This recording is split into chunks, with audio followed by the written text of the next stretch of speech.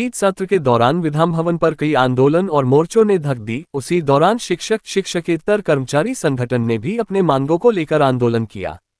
2005 के पहले के सेवानिवृत्त हुए कर्मियों को पेंशन मिलना चाहिए और कई मांगों को लेकर एक दिवसीय आंदोलन किया गया। विधान परिषद विधायक सुधाकर अडबाले ने आंदोलनकारी को भेंट दी और उनकी मांगें सुनी। अडबाले ने आश्वासन दिया कि जल्द ही इन मुद्दों को परिषद में उठाया जाएगा और की गई मांगों को पूर्ण होने का आश्वासन भी दिया गया। शिक्षक शिक्षकेतर कर्मचाऱ्यांच्या 31 प्रमुख मागण्यांसाठी आजच्या या धरणे निदर्शने आंदोलनात आदरणीय अडबाले सरांसोबत उपस्थित असलेले आरमोरी विधानसभा निर्वाचन क्षेत्राचे काँग्रेस पक्षाचे आमदार सन्माननीय मसरान साहेब आपल्या चॅनलमध्ये। नमस्कार, मी प्राध्यापक विजय शिरोडकर, महाराष्ट्र राज्य 2005 पूर्वी नियुक्त अंशतः टप्पा अनुदान प्राप्त शिक्षक शिक्षकेतर कर्मचारी संघटना। आमच्या संघटनेच्या मागण्या आहेत की 2005 पूर्वी ज्यांना टप्पा होता असे जे बांधव सेवानिवृत्त झालेले आहेत, मयत झालेले आहेत, त्या बांधवांना तात्काळ 1982 ची जुनी पेन्शन योजना देण्यात यावी। त्याचबरोबर 2005 पूर्वी जे नियुक्त आहेत, टप्पा आहेत, अंशत आहेत, त्यासाठी शासनाने जी समिती नेमली होती, तपासणी समिती नेमली होती, त्याच्यामध्ये फक्त 2005 पूर्वी टप्पा आणि अंशतः अनुदान जे प्राप्त शिक्षक शिक्षकेतर कर्मचारी आहेत त्यांना पेन्शन देण्याचा त्यांचा विचार होता।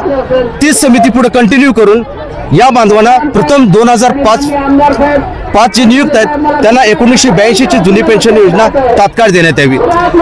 मुंबई उच्च न्यायालयाच्या नागपूर खंडपीठानं जे शिक्षक 100% अनुदानित शाळेवरती नियुक्त होते, जे विनाअनुदान तुकडीवरती काम करत होते, अशा बांधवांना तात्काळ विनाअट जुनी पेन्शन योजना द्यावी असं आदेशित केलेलं आहे। त्या आदेशाची तात्काळ अंमलबजावणी केली जावी ही आमच्या संघटनेची मागणी आहे।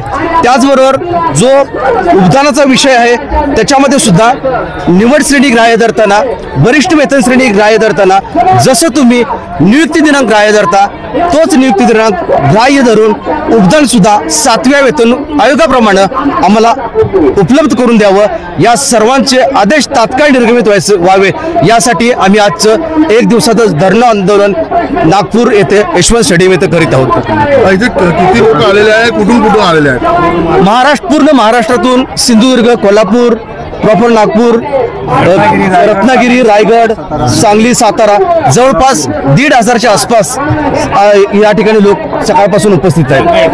महाराष्ट्र शासनाने सरकारी कर्मचाऱ्यांसाठी ज्यांची केवळ जाहिरात आणि अधिसूचना 2005 पूर्वी होती त्यांना जुनी पेन्शन योजना लागू केलेली आहे आणि जे शिक्षक टप्प्या अनुदानावर कार्यरत होते, अनुदान टप्प्यावरचे का असेना, मग या शाळा अनुदानित झाल्या होत्या 2005 पूर्वी, या शिक्षकांना सुद्धा जुनी पेन्शन देण्यात यावी, तो त्यांचा अधिकारच आहे।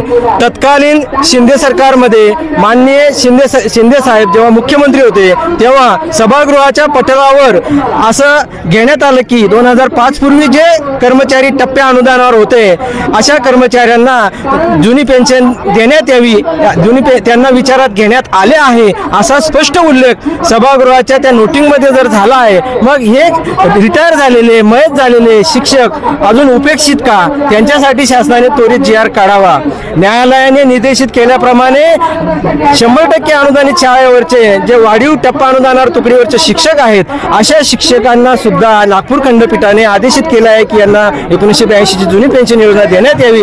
तरी सुद्धा या न्यायालयाच्या निर्देशाकडे शासन का लक्ष देत नाही? या शिक्षकांनी या निर्णयाविरुद्ध कोर्टामध्ये अजून आपली केस केली आहे, तसं म्हणणं मांडलेलं आहे।